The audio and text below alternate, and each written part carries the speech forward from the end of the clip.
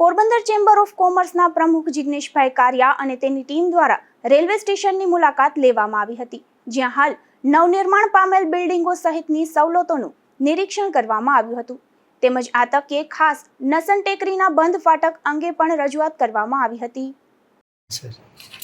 मैं मुकेश कुमार सहाय स्टेशन प्रबंधक अपने भावनगर डिवीज़न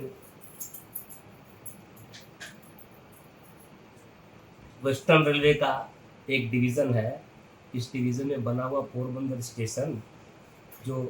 महात्मा गांधी के जन्म स्थल है, यहाँ के चैम्बर ऑफ कॉमर्स की सारी टीम को मैं रेलवे की ओर से हार्दिक स्वागत करता हूँ. स्टेशन पे जो भी कामकाज हुआ, जो कुछ अच्छे काम हुए हैं, यात्रियों के सुविधा के लिए जो काम किए गए, इसके बारे में हम चाहेंगे कि हमारे चैम्बर ऑफ कॉमर्स के प्रमुख श्री कारिया भाई कुछ बताएं या कुछ अपनी जो इच्छा है और कैसे फैसिलिटी दिया जाए पैसेंजर को, इसके बारे में कुछ बताएं, जिससे कि हम लोग हमेशा उनके साथ कदम से कदम मिला के काम करते रहेंगे और यात्रियों को फ़ायदा पहुँचाने की कोशिश करते रहेंगे. धन्यवाद. હું જિગ્નેશભાઈ કારિયા આજ મારી ટીમ સાથે પોરબંદર ચેમ્બર ઓફ કોમર્સના પ્રમુખ તરીકે મારી ઓફિસરની ટીમ, મારા કારોબારી સભ્ય બધા સાથે મળીને પોરબંદર રેલવે સ્ટેશનની મુલાકાત આવ્યા હતા કે પોરબંદર રેલવે સ્ટેશનમાં નવું નિરાકરણ થયું હોય. આજે પોરબંદર સ્ટેશનમાં અમે સ્ટેશનના મેનેજર સાહેબ તેમજ સીએમઆઈ સાહેબ બંનેનો કોન્ટેક્ટ કરી અને તમામ ટીમે જે નિરાકરણ થયું છે એની જે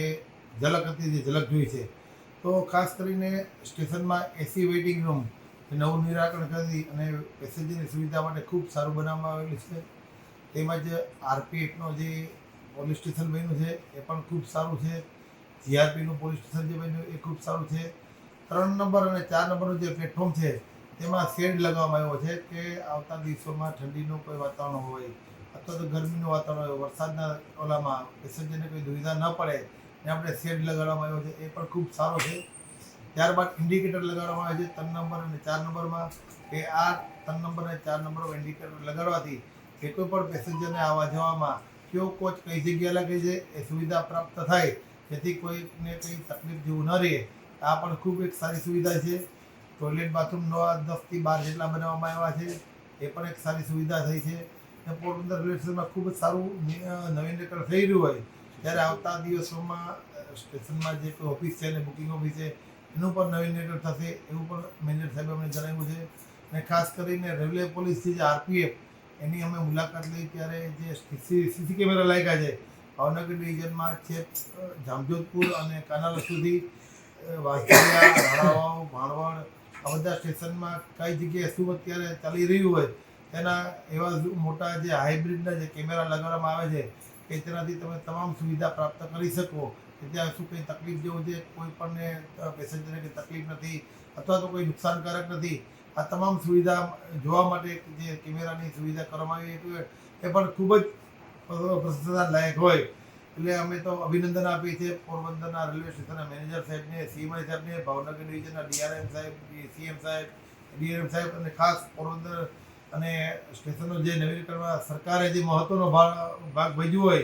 ત્યારે પોરબંદરના કેન્દ્રીય મંત્રી શ્રી મનસુખભાઈ માંડવિયા, ધારાસભ્ય શ્રી અર્જુનભાઈ મોઢવાડિયા, પૂર્વ કેબિનેટ મંત્રી બાબુભાઈ બોખીરિયા અને ગુજરાતના મુખ્યમંત્રી સાહેબ તમામનો આભાર માનીએ છીએ કે પોરબંદરના સ્ટેશનને ખૂબ સારી સુવિધા મળતી હોય. આવતા દિવસોમાં વધુને વધુ સારી સુવિધા મળે અને પોરબંદર નવી ટ્રેન પ્રાપ્ત થાય એવી અમારી માંગણી અને લાગણી હોય તે પણ દિવસે પૂરી થાય એવી અપેક્ષા રાખીએ છીએ.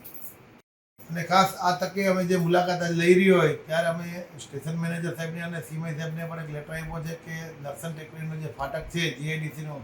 એ બંધ હોય તેનાથી પબ્લિકને ખૂબ જ નુકસાનકારક હોય, લોકો ત્રાહિમામ થઈ ગયા હોય, મોટી ઉંમરના અવરોજવરોમાં તકલીફ હોય, તો આવતા દિવસોમાં આ ફાટક વહેલું ખુલી જાય એ માટે અમે કાગળ આપ્યો હોય. આ બાબતે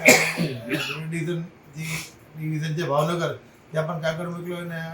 પરમ દિવસે એટલે કે મનસુખભાઈ માંડવિયા સાહેબને અમે ટેલિફોનિક વાત કરી હોય અને 2 દિવસ પછી પોરબંદરમાં જે સ્નેહમિલન ભારતીય જનતા પાર્ટીનું હોય ત્યારે મનસુખભાઈ માંડવિયા સાહેબ આવતા હોય અને આપણા ગુજરાતના જ હમણાં કેબિનેટ મંત્રી શ્રી અર્જુનભાઈ મોઢવાડિયા પણ હોય ત્યારે સ્નેહમિલનમાં